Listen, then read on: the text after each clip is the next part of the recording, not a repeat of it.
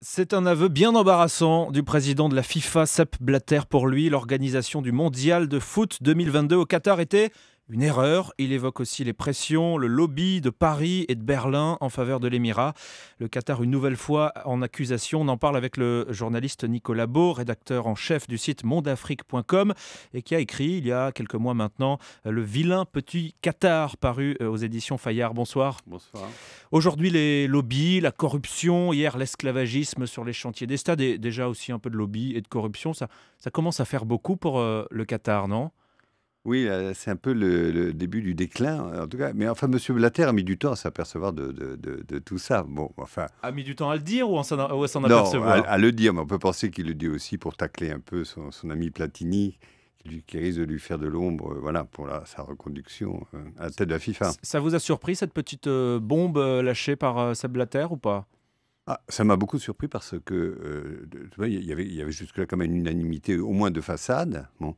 Et dans le vieux petit Qatar, avec Jacques-Marie Bourgeois, était très très critique sur cette Coupe du Monde par 40-45 degrés, bon, dans les stades sans public, puisqu'il y a, bon, avec en plus une organisation hôtelière qui n'est absolument pas faite pour les supporters du PSG. Hein. En plus, interdiction de la bière, etc. Enfin, c'était quand même une idée bizarre, on va dire. On avait un peu ricané là-dessus. Bon. Alors que le président de la FIFA lui-même, qui a pourtant quand même couvert l'opération, aujourd'hui s'en démarque. Il y a des questions. Alors, il y a tout de même, suite au lobbying intense du Qatar pour obtenir cette Coupe du Monde, il y a eu des procédures judiciaires engagées pour corruption, notamment au Brésil, à propos d'argent reçu par la fille qui aurait été reçu, pardon, par la fille du délégué de la FIFA au Brésil. Alors, est-ce que le président de la FIFA se couvre d'éventuelles retombées judiciaires? C'est une question. Ça veut dire quoi aussi que le Qatar est en train d'être un peu lâché par ses amis occidentaux ou on n'en est pas encore là? Ah, je crois que M. Blatter, il y a un an, n'aurait pas tenu ses propos. Le Qatar était vraiment une figure de proue du printemps arabe, allié des Américains. On vantait sa modernité. Toute notre classe politique était matin, midi et soir à Doha pour des colloques. Bon. Et là, alors, le déclin est net pour plusieurs raisons. D'abord, les Américains aujourd'hui se démarque de la mouvance des frères musulmans, dont la Mecque était au Qatar. Deuxièmement, le printemps arabe tourne mal, notamment en Égypte ou en Libye, alors que le Qatar était très très en pointe pour soutenir les mouvements islamistes dans ces pays. Et puis surtout, quelque chose qu'on voit moins bien ici, c'est qu'il y a une intense et âpre concurrence régionale entre le petit Qatar, 300 000 habitants, hein, Et la grande Arabie et la Saoudite? grande Arabie Saoudite, 30 millions d'habitants, qui était la puissance régionale, et puis accessoirement aussi les Émirats, qui sont beaucoup plus riches encore que le Qatar. Et là, il y a une espèce de revanche des régionaux de l'État contre ce Qatar dont ils ne supportaient pas le rôle qu'ils prétendaient jouer sur l'échiquier mondial. Je reviens un peu sur ces pressions évoquées par Blatter, en tout cas sur ce lobby de Paris, de Berlin. On évoque notamment une réunion qui a eu lieu à Paris avec Platini, Nicolas Sarkozy, qui était alors président, et le Premier ministre qatari. Le nom de Nicolas Sarkozy qui vient dans cette affaire, c'est pas non plus très étonnant. On connaît ses liens avec le Qatar. Oui, j'allais dire, Nicolas Sarkozy ne s'est jamais caché de ses liens étroits avec le Qatar. Il a effectivement eu ce déjeuner avec Platini, où il a encouragé, mais ce n'était pas besoin de beaucoup l'encourager, parce que Platini était déjà convaincu. Il a encouragé à ce que les délégués européens de la FIFA soutiennent la candidature du Qatar.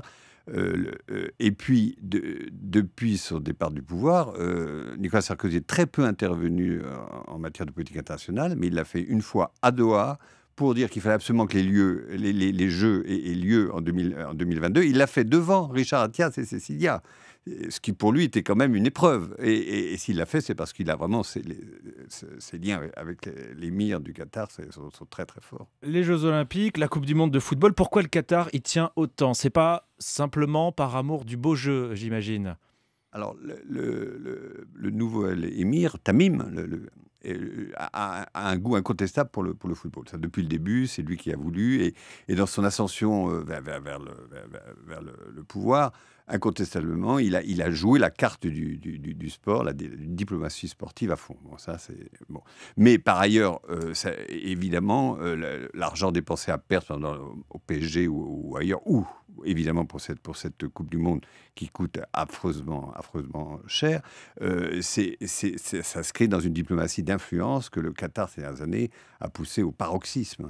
Et nous, occidentaux, on avait besoin du cash, on avait besoin tout simplement de l'argent du Qatar. C'était une manne un peu inespérée. Alors, incontestablement, ils ont investi, mais pas plus en Europe, aux États-Unis, mais pas plus que l'ont fait les Saoudiens ou les Émiratis. Je crois qu'il y avait quand même une espèce de fascination pour cet Émirat qui présentait une image très moderniste. À travers l'émir et la Chéra, et qui donnait l'impression fausse d'une évolution de cette partie du monde, du Golfe, vers des critères plus occidentaux. C'est ce que vous montrez dans le vilain petit Qatar, que quand on gratte ce vernis de modernisme, la réalité est tout autre. Ben, c'est notamment la réalité des malheureux qui ont travaillé sur cet État dans des conditions absolument misérables pour une centaine d'euros par mois.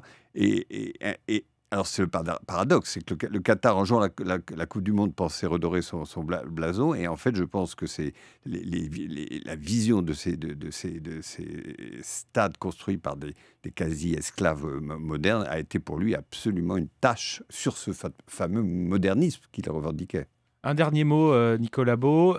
Il y a ces affaires qui surgissent tous les 3 mois, tous les 6 mois sur les stades, sur ces esclaves modernes dont vous parlez, mais en général, ça a tendance à se tasser un petit peu jusqu'à la nouvelle affaire, la nouvelle accusation de corruption, de ceci, de cela.